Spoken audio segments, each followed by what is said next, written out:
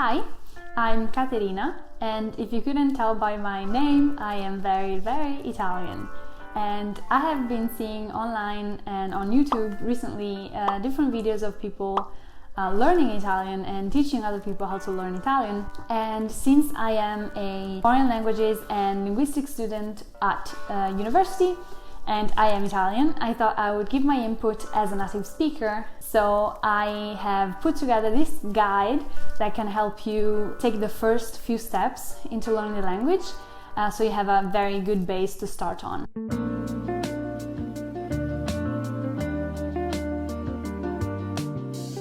I have divided this video in 3 parts. The first one is to assess your level. In the second one, I will give you some technical information or grammar information that I think you need to start learning Italian. And in the third one, I will give you some tips that I think are useful to sound more natural and more like a native speaker. So maybe if you are more advanced in learning Italian and you want just those tips, I will leave the timestamp below so you can just skip to that part. Okay, so before you start, I think you should take into consideration what your level of Italian is and a few other things. So firstly, if you already know some Italian, obviously this will be an advantage to you, and it's different if you didn't know anything at all. And I think it's important to assess your level before you start, because you might compare yourself to other people, even online. Like I appreciated that, for example, Nathaniel Drew, who made the video How to Learn Italian. No, he learned, I learned Italian in 7 days. In that video he says that he already knew some Italian, that he is very fluent in Spanish, he's great at Spanish.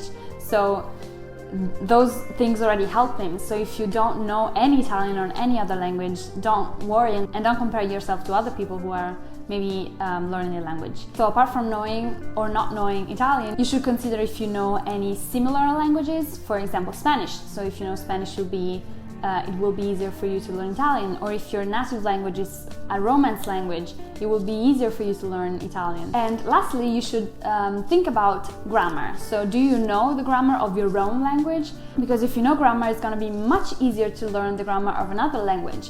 While if you don't know anything about grammar, you'll learn that concept for the first time in a different language, so it will be even harder.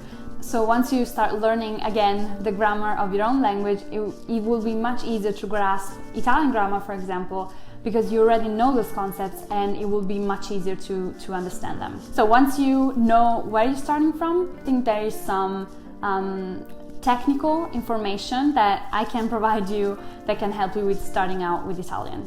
Because I think Italian is extremely overwhelming from a technical point of view, because grammar is kind of complex. We have, I think, 22 tenses, which is crazy and a lot. And I want to reassure anyone who's learning Italian, a lot of Italians still mess up with some of those tenses. So don't feel bad if you don't know them all.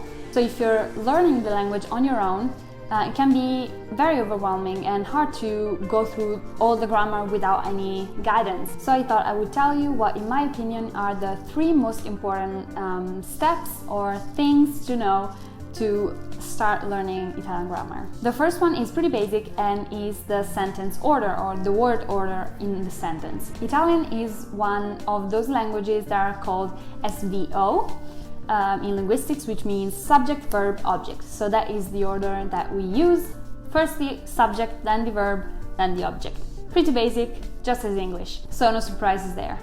And also Italian is a bit more flexible than other languages when it comes to word order. For example, German is extremely strict on where you have to put the verb and the secondary verb, and it's kind of confusing, while Italian, if you switch the verb, it's not a big deal. But the basic order is that one: subject, verb, object. But there is one difference with English, because in Italian we put the adjectives after, I got confused, after the noun.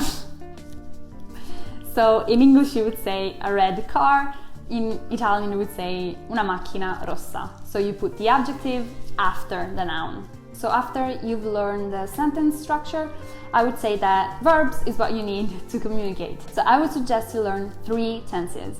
And I assure you, you will be just fine communicating and saying what you want to say with just these 3. There's no need for other ones. They are more advanced and you can learn them later. but you'll be just fine describing your day, your past, and your future just with these three tenses. And they are the present, which is pretty basic. You just have to learn the conjugation. But be aware that some of the main verbs are irregular, so just learn those. But you should be fine. Once you learn the main ones, then the regular ones are pretty easy, they're all the same. Then you should learn the imperfect, which is used to talk about your past, but it's more like a past continuous in English, so it's used for actions that repeated themselves or to stress the duration of the action. And then there's the past simple that you would have in English, which is just to talk about your past. And this is really the only past that we use.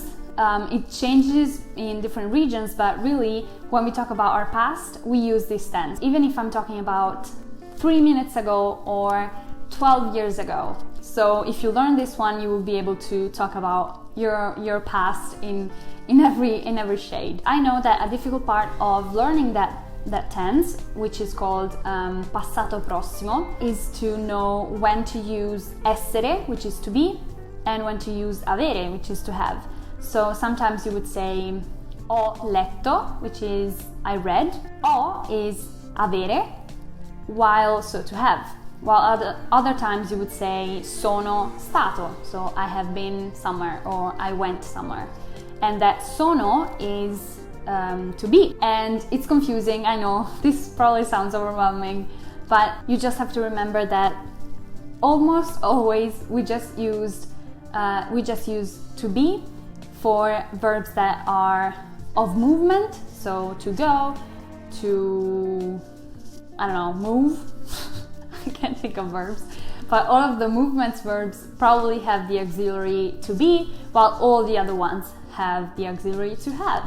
So, and there are some exceptions, but you should be pretty safe with this distinction. And I think it's the same in German as well. So for example, if you know German, this is an advantage for you because it's pretty much the same. So the next technical thing to know is pronunciation and phonetics. If you're learning Italian, you're pretty lucky because we pronounce words just as we spell them. Hi, it's me, editing, and I realized that I forgot to say something really important. When I say that we pronounce words just as we spell them, I mean that you have to pronounce every single sound in the word, so every single vowel and every single consonant you see. And I know something that is difficult for people who are learning Italian is to pronounce double consonants. But this is extremely important because it can drastically change the meaning of a word. For example, nono means ninth, while nonno means grandpa. And the way to pronounce these words is that you have to stop when the double letter occurs. So you would say non and then no. So you have to double up on the N. And I know this sounds like not a big deal, but in some cases, I think you will want to be careful when using words that have a double in them, because you'll end up saying something that you probably don't want to say. And Italian is phonetically consistent, which means that each time you see a letter or a group of letters, they sound exactly the same. So if you see an I in English, for example, it could be pronounced in different ways. But in Italian, it's I, and it's gonna be I in every single word. So once you learn how to say each letter and some combination of letters, which I'm gonna explain now, you'll be good to go and you'll be able to read and say anything. And to explain the more complicated sounds, I'm going to use the phonetic alphabet, which I think, the International Phonetic Alphabet, which I think is a very useful tool, and it kind of looks scary because there's a lot of symbols and it's kind of confusing, but if you learn how to use it and you understand it, it's so useful because you will see how each word is pronounced. And the alphabet is based on Latin, so Italian comes from Latin, so a lot of the spelling is gonna be similar. For example, if I wanna say I'm listening to music in English and I translate that with the phonetic alphabet, it's gonna look like this, which looks like Klingon. It looks like an alien language, and it's very scary to look at. But if you do the same with Italian, For example, you use the same sentence, sto ascoltando della musica, so I'm listening to music, and you translate that to the phonetic alphabet, it looks like this, which is still kind of funky, and some places it looks weird, but much better. And that is because Italian is phonetically consistent and the phonetic alphabet is based off Latin. So use it if you can, because it's a very powerful tool to know how words are pronounced. So to dive into those complicated sounds, I picked 3 that I think are the hardest to pronounce for foreigners. And the first one is yi, which is G-L-I. And you don't have this sound in English or other languages, so it's kind of hard, but you'll learn how to pronounce it just practicing. And each time you see G-L-I, it's gonna be yi. Each time, it's consistent. So once you learn it, you'll be fine. And the same goes for G-N, which is pronounced N, not Gn. And we have in Florence, we have a famous square, which is Piazza della Signoria. And a lot of tourists pronounce that Signoria because they see the GN, and it's natural to think that that's pronunciation, but it's Gn, Signoria, like gnocchi, the pasta. So if you know how to say gnocchi, you're already good to go, and you know this sound already. The last one is sh, so she. For example, if you have an I or an E in front of SC or after SC, it's not gonna be sk, but it's gonna be sh, and that's just like an SH in English. And this is because the C and the G have 2 different pronunciations. I know I just said that doesn't happen, but this is just the only case. So the G can be pronounced G, so the hard G, or J, like a J in English. And this happens when it's in front of an I or an E, and that's the only 2 cases. And the same happens for the C, so it's K all the time, like the K in English, in fact is a K in the phonetic alphabet.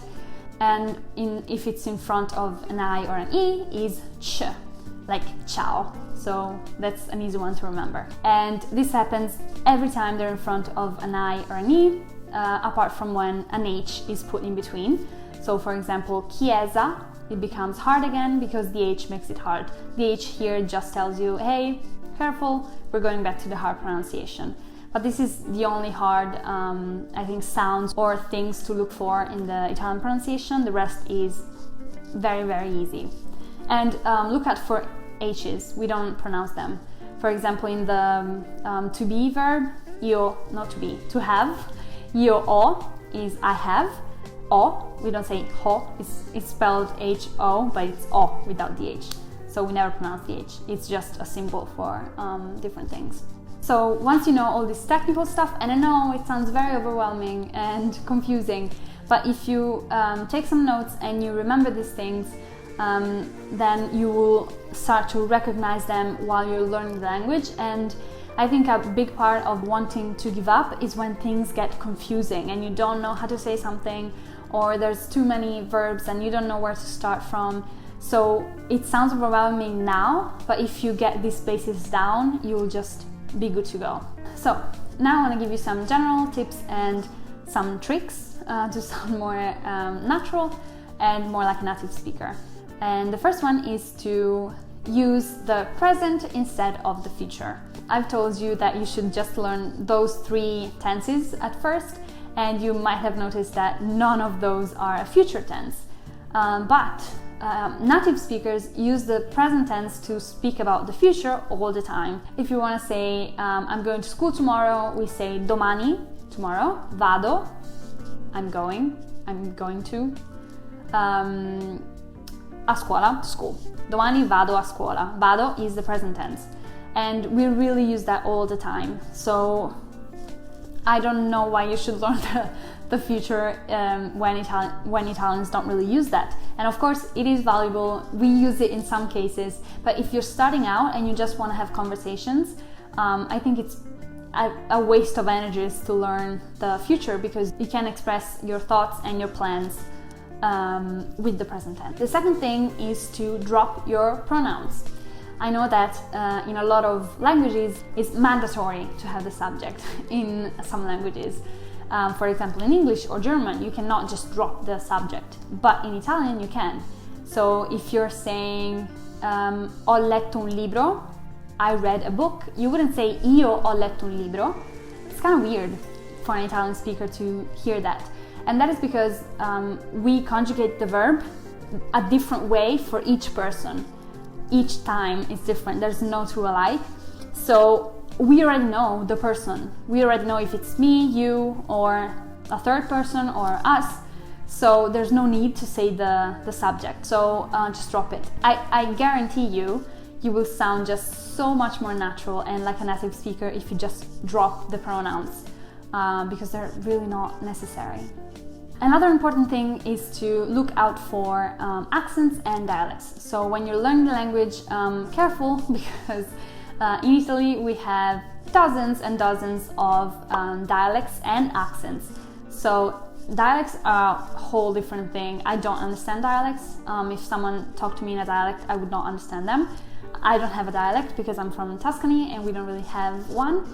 But I have a Tuscan accent when I'm speaking in Italian. So if you're watching a movie or listening to music, maybe you should be aware of what accent that person is using. They could use some vowels differently, or say words that are not standard Italian, or pronounce things differently. So I think it's important to know that there are a lot of different accents, to just know what's going on when you hear someone speaking. So I really hope that this guide was helpful. I know that I couldn't fit everything that it's important to know in Italian in just one video. This video is probably already very long, but I hope I gave you at least some foundation from which you can build on.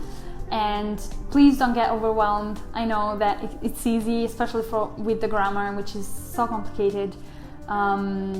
But I really hope that you keep learning language if you're interested. And also, we really like when people learn our language, and I think it's very interesting to see someone that is trying to learn it. So let me know if this was useful. If you have any questions on Italian or languages, let me know and I'll be happy to answer. And I have other videos on my channel on learning new languages, so they're there if you want to check them out.